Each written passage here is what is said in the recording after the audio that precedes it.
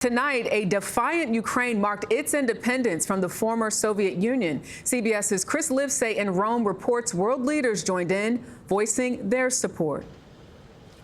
Good evening. In Ukraine, a nation at war celebrated its Independence Day, 34 years after breaking away from the Soviet Union. Here in Rome, Pope Leo called for prayers and peace against the backdrop of Russia's latest wave of attacks.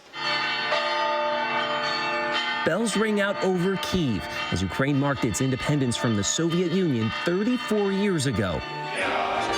Threatened again by Moscow today.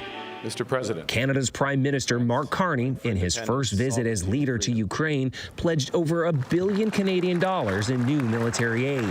At a time when your independence, your sovereignty, and your freedoms still hang in the balance. Russia has launched one of its most intense barrages in months. Ukraine says several Russian cruise missiles slammed into an American-owned factory that made coffee machines. 15 people were reported injured. But Ukraine keeps fighting back. Moscow claims a nuclear facility in Russia's Kursk region was hit, though they reported no wounded or radiation leak. And while the country marked its fragile independence, for dozens of Ukrainian POWs, it was a very real day of freedom, as both countries carried out a prisoner swap.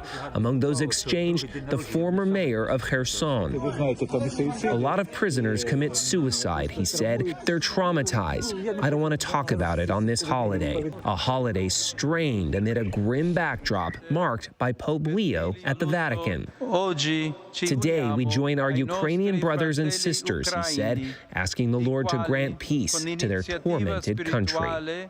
Pope Leo also urged dialogue in a letter to Zelensky. However, Russia confirmed that Putin has no interest in meeting with Zelensky, Jerica, leaving Ukraine and its allies even more convinced that Russia has no interest in peace or dialogue. Chris Livesay, thank you.